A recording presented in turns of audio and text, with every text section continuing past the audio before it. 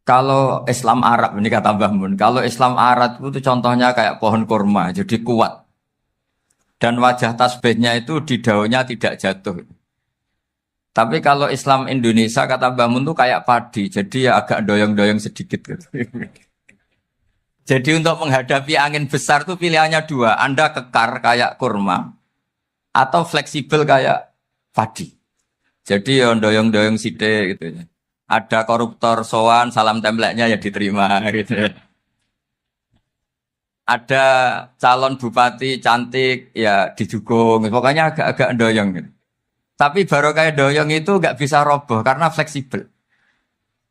Jadi kazar in akhraja tahu. Jadi ada dua tamsil. Karena memang menghadapi orang fasik, orang dolim ini kita sebagai ulama itu ya kebingungan. Ini mungkin Ki Afif bisa bahul masail ini. Karena pertanyaannya gini, saya berkali-kali digojlok sama bapak saya.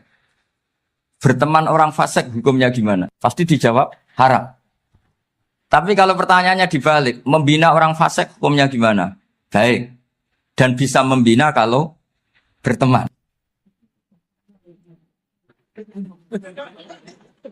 Makanya Gus Azaim pernah bikin seni deh, muktamar seni. Anggap saja madhabnya seperti itu. Gitu. Jadi ya agak doyong-doyong sedikit. Masa ketop berteman orang yang macam-macam. Tapi itu fleksibel. Nyatanya tetap soleh sampai sekarang gitu. Itu berarti itu ya. Ya gitu kata Bangun itu.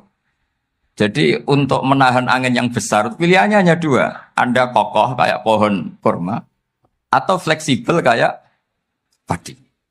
Nah, Islam Indonesia kata Mbah Mun itu pari wae katanya, padi.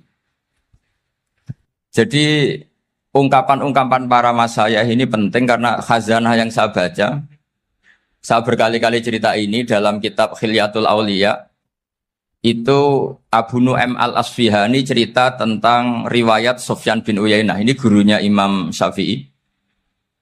Itu setiap kali Nabi Isa dan Yahya, ini dua nabi yang sekurun, sama-sama masih muda. Nabi Yahya itu senengannya dolan ke orang-orang soleh, menyambangi orang-orang soleh. Tentu itu bagus. Tapi kalau Nabi Isa ini suka menyambangi orang-orang yang fasik, orang-orang yang nggak jelas.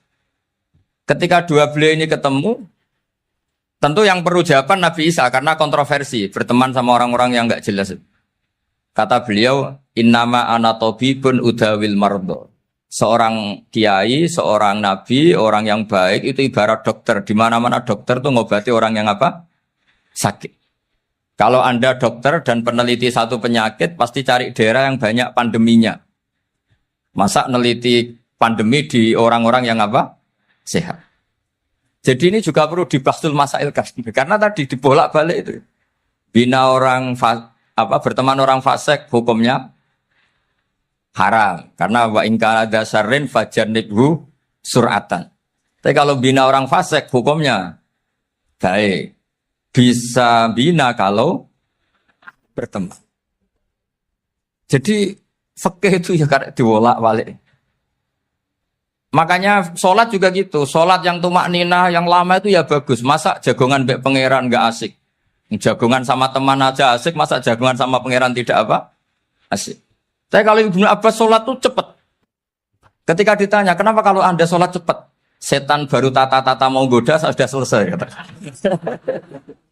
Karena setan itu ya jaga jaim tuh, jaga image. Jadi kalau mau goda orang itu ya surinan dulu, macak-macak dulu. Ternyata mau ke situ sholatnya sudah selesai.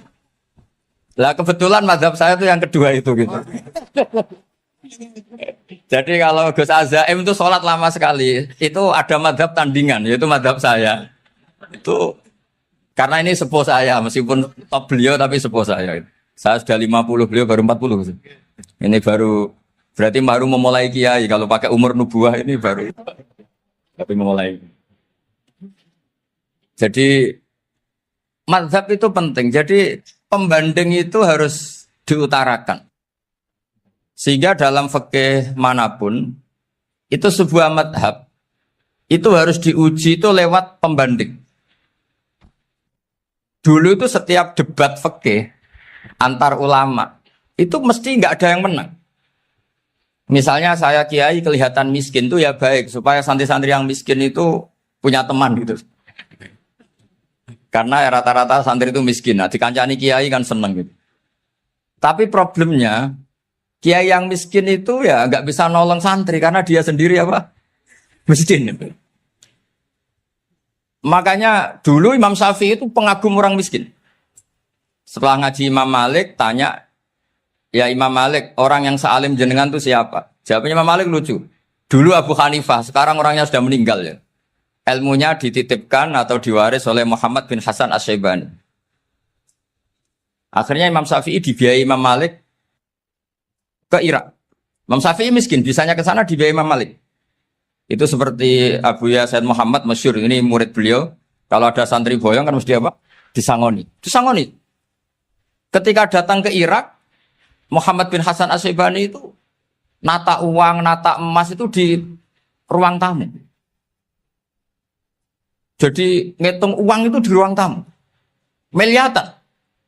Ini kaget. Ini kiai kok kedonyan kata Imam Syafi'i. Tapi apa kata Muhammad bin Hasan Asy-Syaibani? Anda kagum ini, Anda kaget ini. Kalau kamu menyoal orang soleh kaya, ini tak kasihkan orang-orang fasik. Biar dipakai judi, dipakai selingkuh, dipakai maksiat. Jangan-jangan. Harta ini harus tetap di orang soleh. Kalau ke orang fasik, bahaya. Berarti kiai boleh kaya. Boleh-boleh. Semenjak itu ada gerakan kiai kudu sugih. Ya ada yang kesampaian, ada yang enggak gitu saja. Tapi karena kalau pakai logika fikih, harta itu fitnah. Oke, seakan-akan harta itu masalah. Tapi kalau ini dikuasai orang dolim, maka masalah besar. Jika orang-orang soleh ini harus juga menguasai harta. Nah, terus lama-lama dikiaskan kekuasaan. Kalau yang kuasain orang fasik, orang tidak sholat, ribet. Akhirnya kiai terus dukung, ya akhirnya ikut politik tadi. Nak menawa bupatinya kena diatur gitu. Diatur kon sholat, orang yang sesi proposal, maksudnya diatur keng sholat maksud. Ini cerita-cerita apa logika-logika fikih. Makanya saya sering ngaji kitab-kitab itu, diantara yang saya suka adalah ada dialog besar yang terjadi di antara orang-orang pilihan, termasuk bahkan di antara para nabi dan Tuhan. Jadi unik. Allah sendiri kadang mengajari kecerdasan para nabi itu ya lewat dialog. Masyhur itu, Nabi Ibrahim itu punya ruang khusus untuk sholat dan tidak boleh siapapun masuk situ. Tahu-tahu ada yang sudah di situ. Beliau membuka, kaget. Siapa memberi izin ke kamu yang punya rumah ini? Saya yang punya rumah dan saya tidak memberi izin kamu. Yang memberi izin saya itu yang punya saya, kamu dan rumah ini. Yaitu Allah Ta'ala katanya. Wah berarti kamu malaikat dong? Iya saya malaikat Israel. Disuruh nyabut nyawa kamu. Ya agak sopan karena agak pernah mondok di Salafiyah. Itu akhirnya Nabi Ibrahim bilang, wah itu keliru, Anda pasti keliru. Hal ra'aita habiban yumitu habibah, hal ra'aita khalilan yumitu khalilah. Saya ini Khalilur Rahman, saya ini kekasih Allah. Masa ada kekasih bunuh yang dikasih? Itu Israel akhirnya ngaji, masuk akal juga. Ternyata perintah ini mungkin hoax ya. Pokoknya dia terus mikir akhirnya. Iya ya, masa ini kekasih Allah kemudian oleh Allah dibunuh, dimatikan. Terbanglah Israel, matur lagi ya Allah. Kata Ibrahim, hal ra'aita khalilan yumitu khalilah. Masa kekasih bunuh yang dia apa? Kasih. Kayaknya masuk akal Gusti. Mulai ngaji lah kira-kira gitu. Akhirnya oleh Allah dijawab, ya sudah begini, kamu datang ke Ibrahim bilang, hal ra'aita habiban yakrahu ayyalqa habibah. Masa kekasih tidak siap ketemu yang dikasih. Nah, jadi akhirnya Nabi Ibrahim, Israel datang lagi. Logikanya sekarang enggak gitu, begini katanya diajarin. Hal ra'aita habiban yakrahu ayyalqa habibah. Masa kekasih tidak siap ketemu yang dikasih. Kata Ibrahim, oke, ya, terus mau meninggal. Jadi kalau jenengan cinta betul sama Allah ya harus, ya tidak usah, jangan sekarang tapi. Kalau mati di rumah aja, kalau di pondok repotnya kiainya nanti. Tapi nanti setelah punya cucu banyak lah. Nah, Barokahnya baca ini dialog-dialog orang pilihan ini akan tersibak. Karena tidak dalam semua kebaikan itu nggak ada logikanya. Rata-rata ada logikanya. Misalnya begini. Kalau Anda orang soleh, kemudian anak Anda pamit mau sekolah di Jerman, pilihan Anda mengizinkan apa enggak? Karena potensi jadi fasik ya tinggi karena di tempat-tempat mas. Potensi berdakwah dari daerah yang untuk daerah yang tidak ada dai-nya menjadi ada. Itu mesti ulama itu berdebat. Misalnya punya anak pamit mau kembali atau keluarga. Yang satu cara berpikir optimis. Awal ada dai di beberapa negara Eropa itu ya barokahnya imigran, pekerja, mahasiswa. Dan semua itu bumi Allah, harus ada tasbih, harus ada tahmid. Dan itu harus dimulai dari kemauan atau mengizinkan anak asuh kita ke sana. Tapi di sisi yang lain potensi jadi fasik itu tinggi sekali. Mana iman pas-pasan. Nah hal-hal seperti ini itu pasti jadi perdebatan. Dan kita harus menjawab. Dan tadi kayaknya di semua Basul Masail, Pondok Salafiyah jawabnya pede semua. Nggak ada ragu, nggak ada khilaf. Baguslah kalau pede. Meskipun nanti mungkin ada ulama lain yang cara berpikir apa? Berbeda. Sehingga, ini saya cerita ya. Sehingga di kitab-kitab fikih, misalnya saya kok hidup di Bali, sudah punya komunitas ngaji. Itu kok saya pindah ke Sukorejo sini. Banyak ulama yang mengatakan haram. Karena membiarkan bumi Allah yang sudah pernah ada orang yang sujud, kemudian ditinggalkan kosong, dan kemudian dikuasai orang yang tidak sujud. Jadi dianggap itu pembiaran. Jadi banyak di kitab Qalyubi, sarahnya Mahalli, jika ada seorang muslim yang hidup di negara orang kafir, dia nyaman, tidak dapat teror, itu nggak boleh lagi pindah ke negara Islam yang sehat. Karena takutnya li'alla yastau li'al kafir tilkal buk'ah, supaya bumi itu tidak dikuasai orang kafir. Jadi ini hal-hal yang para fuqaha itu harus berdebat. Karena ini masalah-masalah furu'iyah. Sehingga mulai dulu ya banyak ulama yang nyun sewu berpolitik. Mulai Wali Songo sampai sekarang alhamdulillah yang minat banyak. Mungkin bedanya ikhlas sama tidaknya. Tapi kalau saya pernah dikeluhin utusan dari ya komunitas. Islam Indonesia itu dulu itu ceritanya banyak yang dari Kamboja. Kalau dulu orang cerita itu orang Cempa. Itu setelah di Indonesia besar Wali Songo dan Brawijaya 5 itu sudah mulai oleng. Itu singkat cerita mereka berpikir ingin bikin kerajaan apa? Islam di Demak Mintoro dengan raja pertama yaitu Raden Fatah. Karena Raden Fatah ini putra Brawijaya. Padahal setelah jadi kerajaan ini era cucu sudah konflik berebut kekuasaan. Akhirnya sampai jadi Jipang, jadi Jogja, jadi Solo dan seterusnya. Tapi kata Mbah Mun itu tetap barokah. Karena orang Islam terus terbiasa mimpin. Sekeliru-keliru sidik, sebagai orang Islam biasa mimpin. Sehingga zaman Mbah Hashim ya sudah mimpin Masumi, zaman Ki As'ad pengaruhnya besar. Sampai sekarang Kiai pengaruhnya besar. Nah barokahnya Kiai pengaruh besar ini sampai moral jadi ukuran. Misalnya sekarang ada calon bupati kok nggak sholat, itu pasti kalah. Jadi sholat itu jadi tolok ukur untuk calon apa? Bupati. Meskipun mungkin punya efek pura-pura sholat, tapi nggak apa-apa lah. Sementing moral ini jadi ukuran. Sementara yang di Thailand, di Patani, itu karena dulu pelajarannya tasawuf, itu orang nggak ambisi mimpin dunia. Tahu-tahu dipimpin. Dan akhirnya nyuwun sewu ya saake Islam-Islam yang dulu terlalu tasawuf. Karena nggak punya pengalaman memimpin, akhirnya lazimnya konsekuensinya hanya dipimpin. Tapi Islam Indonesia beda. Karena kulino mimpin, itu akhirnya dari orang Islam biasa menjadi Islam yang sholat, sampai Islam yang bisa ngaji itu bisa mimpin negara. Tentu yang paling populer dimulai Gus Dur. Jadi ini sesuatu yang barokahnya istihad para kiai, sementing Islam kulino mimpin. Sehingga di Indonesia itu barokahnya itu, kebaikan itu jadi tolok ukur. Ada orang kok terkenal koruptor, atau terkenal nyuwun sewu selingkuh, atau terkenal apa, itu pasti tidak jadi. Karena moral itu menjadi tolok ukur. Dan itu adalah politik para kiai. Jadi ini saya cerita, dan itu negara juga akhirnya untung karena seleksi agama sama negara itu sama-sama kiai ya bilang negara harus dipimpin orang soleh, negara juga bilang seperti itu.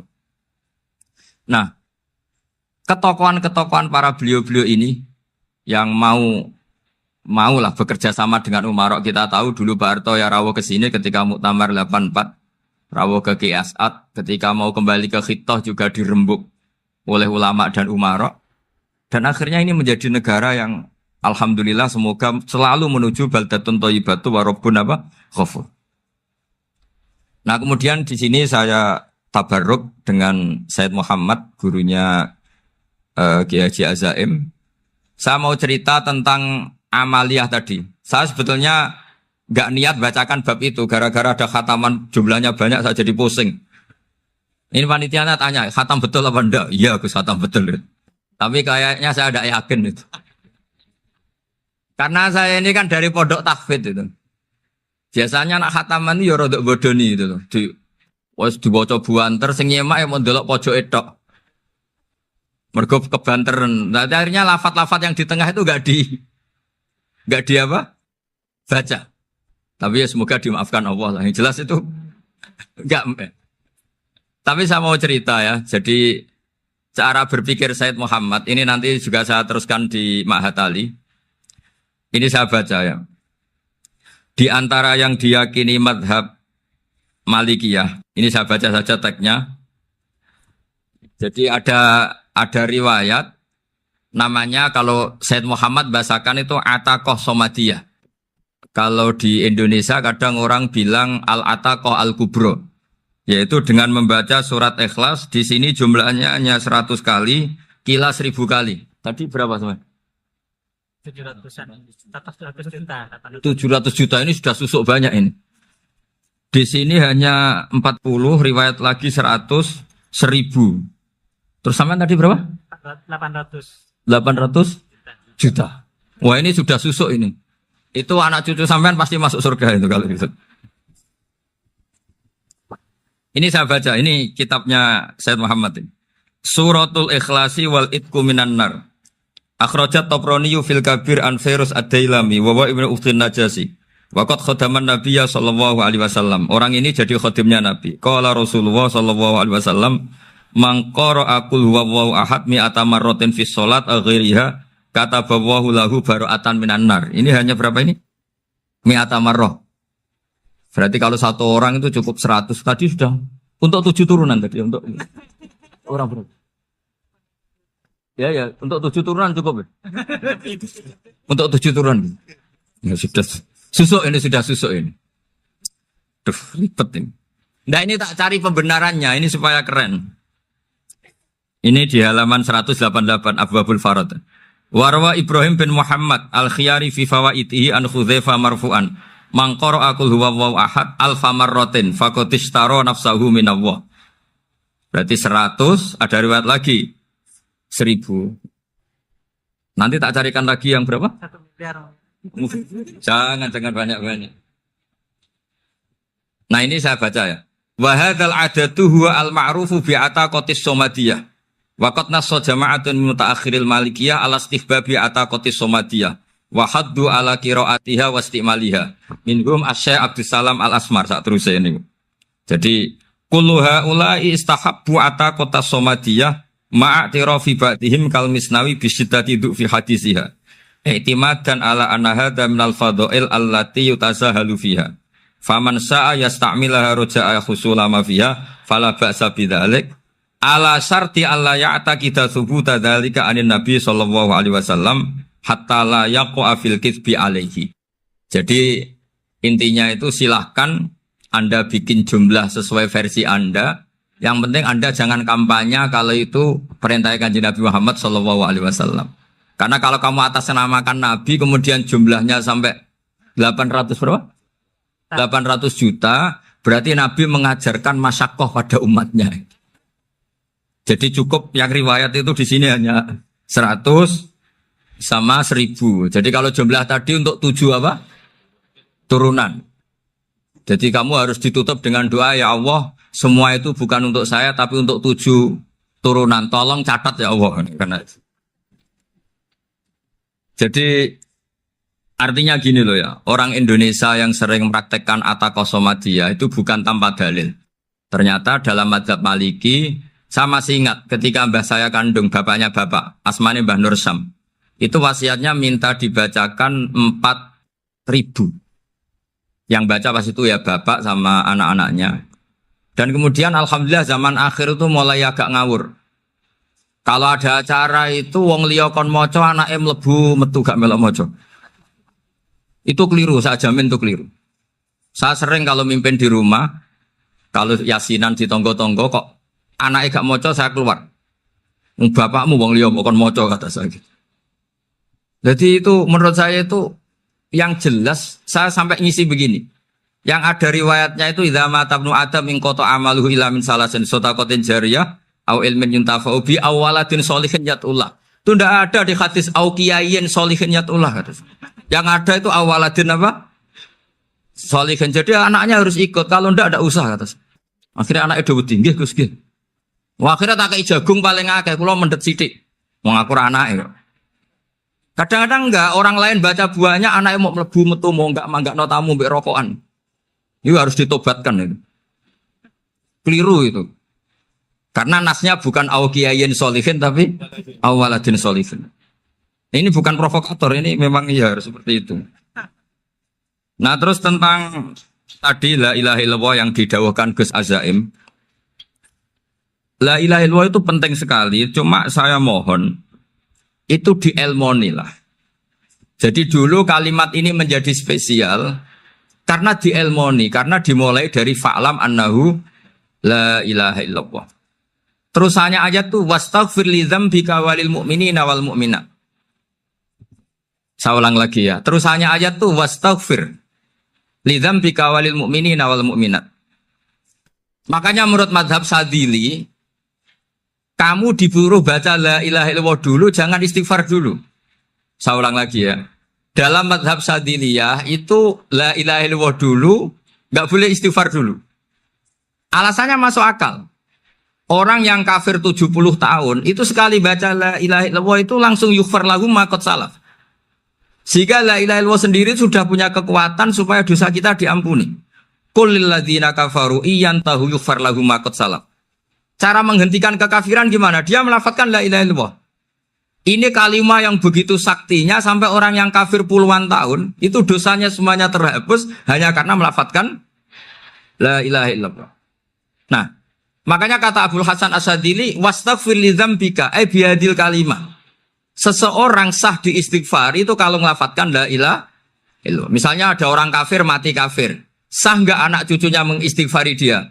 Tidak sah karena belum melafadzkan la ilaha illallah. Makanya kata Abu Hasan Asadili wastaghfir li dzambika ay bihadil kalimah. Sehingga lafadz ini spesial betul. Tapi kadang-kadang beberapa mursyid cara berpikir lain. Ini kalimat thayyibah harus dibaca orang suci sehingga mendahulukan apa? Istighfar. Untuk supaya pas melafadzkan kalimat thayyibah sudah dalam keadaan apa? Suci. Itu juga masuk akal. Tapi secara meyakinkan saya sendiri lebih mengikuti manhajnya Abil Hasan Asyadzili karena alasannya tadi yang kafir puluhan tahun saja langsung luntur dosanya karena melafadzkan la ilaha illallah. Artinya la ilaha illallah sendiri sudah bagian dari istighfar. Nah, ya tadi buktinya fa'lam annahu la ilaha illallah terus wastaghfir li dzambika walil mu'minina. Jadi orang sah diistighfari itu setelah dipastikan sah tauhidnya. Jadi setelah tauhidnya sah, yaitu la ilaha illallah, baru sah apa?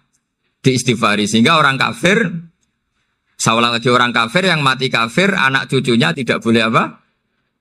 Tidak boleh menistighfar.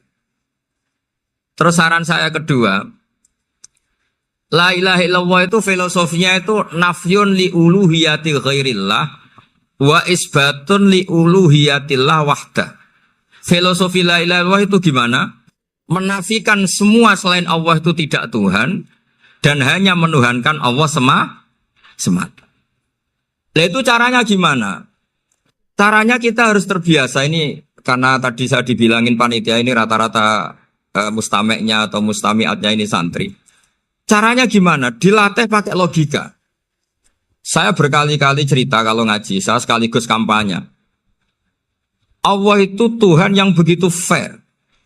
Untuk menjadi Tuhan, Allah mempersilahkan, ada kualifikasi Tuhan. Jadi boleh, dikompetisikan itu boleh, kata Allah. Gak apa-apa kamu ngaku Tuhan gitu, kata Allah. Tapi nak ngaku pangeran itu paling gak ya direputasi lah, ada verifikasinya. Dimulai dari apa? Ya kalau jadi Tuhan itu setidaknya bikin langit bumi lah, aturannya gitu. Jadi kalau daftar bupati ya daftarlah ke KPU. Masa tahu-tahu jadi apa? Tuhan kemudian tidak punya prestasi bikin langit bumi. Sehingga Allah itu cara ngendikan itu ya fair. Qul ara'aytum ma tad'una min dunillah aruni madza khalaqu minal ardi am lahum syirkun fis samawat. Coba yang kamu tuhankan selain saya, prestasinya apa? Ketika saya bikin bumi itu apa ikut bikin? Terus am lahum syirkun fis samawat. Kalau bikin langit, kalau nggak bisa ya urun lah gitu. Urun semen apa urun bego, pokoknya urun lah gitu. Urun ora, gawe bumi ora, ngerti-ngerti ngaku jadi pangeran. Nah, kul hatu burhanakum. Jadi ya kan ya lucu kan, misalnya syarat kiai di Salafiyah kan keluarga Kiai As'ad, cucunya ngaji ngalim. Orang keluarga Kiai As'ad terus muni, aku kiai utama di Salafiyah. Oh mesti di penjara ya. Lah yo gak gawe langit bumi, gak ada prestasi terus ngaku sebagai apa? Tuhan. Sehingga fair. Makanya saya berkali-kali cerita. Jubair bin Mut'im itu punya anak namanya Muhammad. Ini sudah orang alim, Muhammad bin Jubair bin Mut'im. Itu cerita awala islami abihi. Mut'im itu orang pinter sekali. Saking pinternya dia jadi delegasinya orang Quraisy datang ke Rasulullah sebagai negosiator untuk membebaskan Asra Badrin. Tawanan perang apa? Badar. Yang namanya disuruh itu pasti orang pinter. Tapi apa yang terjadi ketika nginep di masjid? Karena zaman itu gak ada hotel. Nanti jadi geger. Orang musyrik nginep di masjid hukumnya gimana? Bahsul masail tok. Zaman itu mau tidak mau. Kalau sekarang kan ada hotel, kiai juga punya wisma. Apa yang terjadi? Orang ini cerdas sekali. Dan delalah Nabi pas sholat maghrib itu baca wattur wa kitabim mastur sampai am khalaqus samawati wal ard. Ya kalau kamu jadi Tuhan ya setidaknya menciptakan langit bumi lah. Namanya jadi Tuhan ya ada persyaratan kan. Paling tidak punya reputasi menciptakan langit bumi. Atau kalau jadi Tuhan setidaknya reputasinya itu enggak diciptakan yang lain. Am khuliqu min ghairi syai'in. Ini jadi Tuhan kok punya bapak, punya ibu. Ini jadi Tuhan kok lahirnya di bumi. Ada tanggal lahirnya, ada tahun. Masa jadi Tuhan kok dulu buminya semuanya walhasil tuh. Akhirnya Nabi ketika salam sholat maghrib, dia datang. Ya Rasulullah, akalku habis oleh ayat yang barusan engkau baca. Sudah saya Islam saja. Argumentasi selain Allah Tuhan itu batal. Itu, nah saya mohon santri-santri Salafiyah itu baca Quran sampai seperti itu. Jadi jangan hanya khataman banyak-banyakan maksudnya. Ini bukan nyindir ini, ngamuk ini. Jadi ya khatamannya tadilah 1000 atau berapa lah, jangan banyak-banyak. Juga kasihan malaikat yang nyatet kan. Wong baru subhanallah alhamdulillah aja di teks hadisnya abad al malaikah kan ditete. Itu baru subhanallah alhamdulillah itu sudah mencapaikan malaikat. Makanya saya wiridan tuh arang-arang kasihan malaikat karena nanti jadi itu ya ada madhabnya itu jadi kalau Gus Azaim sholat lama tak saingi sholat cepet itu sama-sama ada madhabnya. Yang cepet kayak saya tadi setan pas tata-tata mau goda pas rukuk saya sudah itidal. Mau goda itidal saya sudah sujud, pusing dia. Tapi jangan tiru ini madhab yang agak-agak khusus lah sudah cara orang Madura agak khilaf tuh. Khilaf ya. Khilaf ini agak khilaf ini sudah. Tapi saya ingin lah. Sampean kalau ngaji Quran itu dilatih berlogika. Jadi Allah itu fair. Gak apa-apa kalian ngaku Tuhan tuh gak apa-apa. Tapi tunjukkan prestasi kamu apa. Aruni madza khalaqu minal ardi am lahum syirkun fis samawati. Am khalaqus samawati wal ard. Diulang lagi am khuliqu min ghairi syai'in. Setidaknya kalau jadi Tuhan itu ya gak butuh yang lain lah. Masa jadi Tuhan kok wujudnya saja butuh orang lain, butuh bumi, eksistensinya butuh makan, butuh minum. Makanya Allah cara meniadakan uluhiyah selainnya itu Allah itu redaksinya itu mengena sekali. Yaitu tadi dengan cara-cara seperti itu. Sebagian ayat disebutkan ma asyattuhum khalqas samawati wal ardi wala khalqa anfusihim. Wong Tuhan kok nggak punya reputasi bikin langit, bikin bumi, bahkan untuk menciptakan dirinya sendiri saja nggak bisa. Ya sudahlah, kamu nggak usah ngaku Tuhan, nggak level kata-kata gitu. Akhirnya terus ditemukan Tuhan yang sejati, yaitu wal awwalu wal akhiru wal zahiru wal batin. Nah, itu yang Mut'im ini tadi termasuk orang yang sangat cerdas sekali. Padahal itu bacanya bukan pas basul masail, enggak. Nabi pas sholat maghrib. Juga bukan pas ceramah, enggak. Tapi itu didengarkan. Makanya termasuk ini spesial untuk hormat saya kepada Ki As'ad. Makanya saya ini kalau mentasjik santri-santri, ini agak sensitif, tapi sudah saya tidak perlu takut fitnah. Saya termasuk kenapa saya ingin jadi ahli tafsir, tentu yang membentuk itu Mbah Maimun dan bapak saya. Bapak saya itu hafal Quran kayak hafal Fatihah. Saking senangnya Quran itu. Mungkin bisa kamu saingi itu. Itu adalah orang kafir itu bisa paham Quran. Itu sangat menyinggung saya. Orang kafir itu bisa paham Quran. Ketika Umar Islam itu karena mendengar apa coba? Mendengar apa? Quran. Dan itu masih kafir apa sudah Islam? Masih kafir karena kalimat-kalimat yang di Quran itu begitu jelas wal kitabil mubin sehingga didengarkan orang kafir pun tuh ngefek. Makanya ketika Umar datang ke saudari putrinya kemudian dengar Toha ma anzalna alaikal Quran apa? Litasqa, itu dia terus iman. Begitu juga Mut'im. Itu ketika dengar Nabi baca surat At-Tur ya langsung iman. Makanya kata Ibnu Jarir At-Tabari, kamu jangan pernah bilang gini, syaratnya paham Quran itu harus alim, harus gini. Lah nanti berarti orang kafir punya alasan di depan Allah, ya Allah, engkau ngandani kami dengan Quran yang nggak bisa difahami kecuali alim dulu. Lah saya alim gimana? Nggak pernah mondok. Mondok gimana? Saya kafir.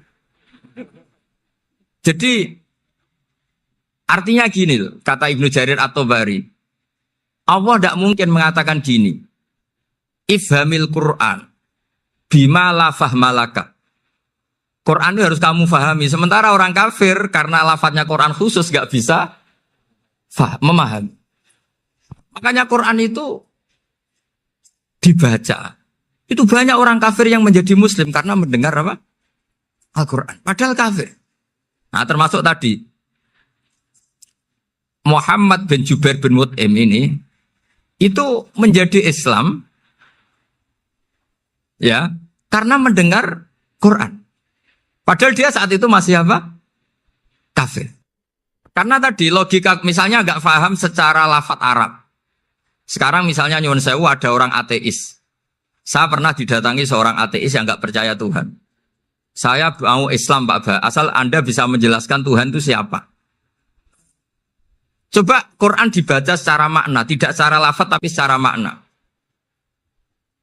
Begini misalnya, ada orang ateis datang ke saya, Pak, saya mau Islam, asal Anda bisa menjelaskan Tuhan itu siapa. Terus saya tanya, ini ngajak goblok-goblokan apa pinter-pinteran, kata saya. Terus dia jawab, ngajak pinter-pinteran Pak, saya ini doktor katanya. Maksudnya di akademiknya dia doktor, mungkin jurusan matematika atau apa, tapi di ketuhanannya jeblok. Terus tak tanya, kalau ini ada kertas, kamu suka ada rumusnya apa suka ada? Ya suka ada rumusnya. Kenapa ada kertas? Ya karena ada yang bikin. Nah kira-kira berstatus membikin atau membuat, itu sesuatunya mewujud apa enggak? Ya pasti mewujud lah, pasti ada. Ya sudah, anggap Tuhan itu adalah sebab dari semua yang ada. Masa alam yang seperti ini, langit dan bumi ini mewujudat, kemudian kamu katakan kholaqohal adam, bahwa alam raya yang mewujud ini diciptakan oleh ketiadaan. Ya juga, berarti Tuhan itu ya. Ya itu yang namanya Tuhan. Lah mulai dulu kiai-kiai ngomong gitu kan saya Islam katanya. Jadi kiai-kiai itu kadang-kadang kalau dakwah pokoknya KBU digawe Tuhan. Beda dengan dakwanya orang-orang mantek. Orang-orang mantek itu kan nggak pernah nyebut Allah. Ini alam hawadis, labudamin muhdis. Meskipun mereka, nah muhdis ini menurut Islam namanya Allah. Tapi sebetulnya kan nggak langsung bilang Allah. Jadi tak kasih tahu, alam raya ini mewujud nggak? Ya mewujud Pak.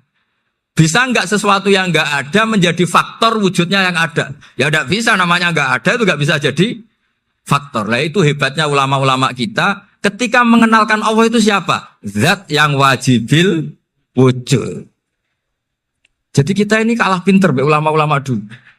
Ya alhamdulillah kalahnya sama ulama dulu. Kalau kalah sama ulama sekarang isen lah.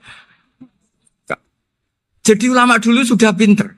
Pasti pertanyaan dasar manusia, hadil maujudat tuh man khalaqaha, siapa yang menciptakan? Kalau kamu langsung jawab Allah atau Tuhan, mereka pasti tidak nerima. Ya jawab saja, hadil maujudat mesti khalaqaha maujudun. Nah berhubung maujud ini berstatus pencipta, harus super. Lah super ini oleh ulama disebut wajibul wujud atau musabbibul asbab. Yang oleh Islam dinamai Allah. Tapi kita langsung ngomong Allah, mesti aja bingungkan kan bagi yang bingung maksudnya. Ya saya mohonlah kalimat-kalimat la ilaha illallah itu diamatilah, diresapi sampai seperti penjelasan saya ini, sehingga punya kualitas ilmu. Karena syaratnya memang fa'lam, harus punya kualitas apa? Ilmu. Ilmu itu apa? Ma'rifatus syai' ala ma huwa alaih. Mengenal sesuatu sesuai detail-detail sifatnya sesuatu itu. Misalnya kalau Allah sudah jadi Tuhan, ya harusnya qabla kulli syai'. Masa Tuhan sama yang dituhani wujudnya dulu yang dituhani. Ditemukanlah sifat awal atau qadim. Makanya benar Gus Azaim tadi kalau sudah bertauhid harus hafal akidah berapa khamsin. Dimulai apa? Wujud. Kenapa harus dikatakan wujud? Karena alam raya ini kadung maujudan. Hadhil alam maujudun. Masa maujudun khalaqahul adam? Masa maujudat khalaqahul adam? Nah itu yang disebut am khuliqu min ghairi syai'in am humul khaliqun. Jadi saya mohon semohon-mohonnya cobalah tradisi-tradisi lihat baru ayat ini dihidupkan lagi sehingga kita baca Quran itu sekaligus menjadi orang yang sangat argumentatif. Karena Quran adalah qul falillahil hujjatul baligh. Dilatih. Jangan bosan dilatih. Makanya kalau saya baca ayat-ayat seperti itu, cek fair Allah. Fair betul. Gak apa-apa saya punya pesaing kata Allah. Tapi yang imbang dong. Pas aku gawe langit ya bantulah. Atau ada langit tandingan lah kira-kira gitu. Kalau saya bikin bumi ya ada bumi. Nah misalnya sekarang orang Cina bikin matahari. Materinya dari mana coba? Dari yang sudah ada sekarang kan? Tetap saja agak ikut bikin kan? Tapi kalau Allah bikin langit bumi minal adam minal wujud. Kalau mereka paling rekayasa yang sudah wujud adik. Nah, harus sampai seperti itu. Sampai kata Gus Azim kul hatu apa? Burhanakum dan. Jadi ini cara-cara kita untuk menguatkan iman. Aruni madza khalaqu minal ardi am lahum syirkun fis samawati. Terus kata Allah, itu nih bi kita bimin qabli hadza au atharatim min ilmin. Kalau kamu enggak setuju teori ini kata Allah, cari kitab suci versi Anda. Aturan jadi Tuhan itu apa coba? Ya tetap saja semua kitab suci akan mengatakan di mana-mana Tuhan itu pencipta langit dan bumi. Jangan yang lahir di bumi jadi Tuhan. Jangan Lata Uzza jadi Tuhan. Jangan karena sakti jadi Tuhan. Nah ini di sini pentingnya ilmu balaghah, ilmu mantek yang alhamdulillah di pondok-pondok kita masih diajari. Makanya kata mantek sebetulnya ilmu akal hanya menemukan hadil maujudat khalaqaha maujudun. Nah yang maujud ini siapa? Ya wajibul wujud. Nah kemudian Islam menamai ini Allah Subhanahu wa ta'ala. Makanya ulama dulu itu kalau ngetikan Allah itu siapa? Zat sing wajibul wujud. Itu filosofinya luar biasa.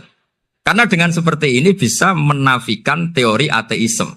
Bahwa alam raya ini diciptakan oleh ketiadaan. Makanya saya bilang tadi, ngajak goblok-goblokan apa pinter-pinteran gitu. Lah nek ngajak goblok-goblokan yang ini hadhil maujudat khalaqahal adam. Terus kita goblok bareng. Loh iya kan barang maujud diciptakan yang tidak maujud. Wong ora wujud kok mempengaruhi sing wujud. Ya monggo nak goblok bareng kata. Akhirnya gak lho Gus, saya ini dokter masa kamu ajak goblok. Ya sudah pinter saja kata saya.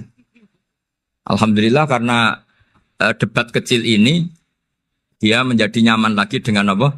Islam. Memang saya tentu nggak bisa disalahkan doktoralnya karena di ilmu yang selain apa? Teologi gitu. Tapi kan polanya dia pasti pinter. Makanya ini sekaligus mengingatkan anak-anak lah. Kecakapan menjelaskan itu harus dilatih. Karena di antara kelebihannya Quran itu wal kitabil apa? Mubin. Yaitu kitab yang punya kemampuan menjelaskan. Ini yang terakhir saya beri contoh. Terakhir ini penjelasan Quran. Dulu orang kafir itu cara berpikir itu begini. Muhammad, urusan kita ini banyak, problem kita banyak. Masa iya urusan yang banyak ini cukup dengan satu Tuhan? Kalau problem banyak ya Tuhannya harus banyak. Ada Tuhan pohon, Tuhan hujan. Ya kayak Cina itu ada Dewi Kuan Im keberuntungan, ada yang sial. Yang pokoknya diurus yang banyak lah. Maka mereka bilang aja'alal alihata ilaha wahida inna hadza la syai'un ujab. Ini aneh urusan banyak kok Tuhannya satu ini aneh lah. Tapi Nabi secara sabar dan yang diomongnya orang kafir. Tidak anak Mahatali, orang kafir. Jadi nanti kalau anak Mahatali gak paham Quran kebangetan orang kafir saja paham. Akhirnya Nabi secara santai, secara rileks memberi penjelasan gini. Kalau Anda menjadi buruh, kalau orang Arab dulu bilang abdan. Kamu suka enggak punya majikan banyak, perintahnya beda-beda, semuanya memaksa kamu untuk nurut. Sama punya majikan satu yang baik. Ya enggak suka lah Muhammad kalau majikan saya banyak, semuanya berhak merintah saya enggak enak. Majikannya satu saya, satu saja. Terus kata Nabi, Tuhanmu itu majikan kamu. Kalau Tuhannya banyak, kamu bingung. Berarti perintahnya banyak. Akhirnya mereka paham. Dan itu segampang itu Allah memberi penjelasan. Daraba wa masalah rojulan. Fihi syuraka umutasyakisuna wa rojulan salamal lirojul. Hal yastawiyahani masalah. Alhamdulillah. Langsung diberi analogi. Kalau kamu jadi buruh, punya majikan banyak, yang perintahnya beda-beda. Kemudian jadi buruh yang majikannya satu. Kamu milih mana? Ya milih satu Muhammad. Ya sudah. Kalau Tuhannya banyak, perintahnya banyak, kamu juga bingung. Langsung menjadi faham. Nah, ketika ada orang tidak ikhlas, Nabi cara memberi penjelasan juga gampang. Misalnya saya dikasih uang Gus Azaim 1 juta. Kemudian matur nuwun saya sama Pak Afif. Ya, aneh enggak? Saya ini orang aneh enggak? Orang aneh enggak? Itu Nabi kalau mencontohkan orang tidak ikhlas gitu. Kata Rasulullah, orang tidak ikhlas itu sebagaimana orang beli budak. Min kholisi malih. Budak itu dibeli dari uangnya sendiri. Kemudian fa'amila hadal abdu, budak ini kemudian bekerja dan a'tohullatahu. Hasilnya dikasihkan sama orang lain. Terus Nabi memberi percontohan. Ayasurrukum ayyakuna abdukum kadzalik. Apa kamu suka kalau budak kamu seperti itu? Dulu orang-orang dulu kan beli budak untuk disuruh bekerja terus disuruh setor apa hasilnya. Jadi budaknya kamu yang beli, yang biayai. Kalau sekarang mungkin gak ada budak gini lah. Saya nyuruh Zaid, tak kasih mobil, tak kasih bensin, tak kasih uang jalan supaya narik angkot. Hasilnya disuruh ngasihkan saya. Ternyata dikasihkan orang lain dan matur nuwun sama orang. Kamu suka punya budak seperti itu? Ya tidak suka ya Rasulullah. Ya ibaratnya seperti itu. Bumi yang bikin Allah, nyawa kamu yang bikin Allah, semua fasilitas dari Allah. Kemudian kamu menyembah selain Allah. Segampang itu. Dan Nabi telaten sampai dulu yang mayoritas orang kafir menjadi mayoritas Muslim. Dan semuanya tanpa paksaan. La ikroha fiddin. Karena qad tabayyana rusdu minal ghayy. Nah, cara tabayyana gimana? Yaitu punya kemampuan menjelaskan. Wal kitabil apa? Mubin. Ini makanya saya mohon lah. Ini saya mohon semohon-mohonnya anak-anak ini kan kader-kadernya Mbah Samsul Arifin, Mbah As'ad, Gus Fawaid, sekarang Gus Azaim, semuanya harus punya kemampuan wal kitabil apa? Mubin. Sehingga di antara sifatnya Nabi itu fatonah, punya kecerdasan. Nabi itu gak pernah debat kalah. Itu meskipun sudah terdesak gak pernah kalah. Pernah Nabi itu ngendikan la'adwa walatiorata. Tidak ada penyakit menular. Ada orang yang mungkin kurang suka iseng, ada onta yang sudah gudiken dijejerno sama yang waras. Ternyata yang waras jadi gudiken. Akhirnya Nabi diundang lah kira-kira gitu. Ya Rasulullah, kata engkau gak ada penyakit menular. Tapi ini onta yang gak gudiken tak jejerkan yang gudiken ikut gudiken. Berarti kan menular. Nabi santai jawab. Faman jarrobal awal. Lalu yang pertama gudiken ketularan siapa katanya. Wah kalau ini asli Nabi ya sudah seperti itu. Jadi ngiranya dia menang karena yang gudikan pertama nulari yang kedua. Ternyata Nabi tanyanya lagi faman jarrobal awala, yang gudikan yang pertama siapa? Oh ini asli ya maksud saya itu. Jadi Nabi itu gak pernah kan? Karena Nabi punya apa? Fatona. Jadi saya mohon ya tadi makanya ini efeknya tuh khatamannya gak boleh banyak-banyak ya. Maksud saya kalau musim khataman ya gak apa-apa, khataman banyak-banyak. Tapi kalau gak musim khataman ya musim-musim tadabbur gitu. Tapi kalau ini musim khataman ya monggo lah. Cuma saya kok kasihan malaikatnya tadi. Ya, matur nuwun minta maaf. Assalamualaikum warahmatullahi wabarakatuh.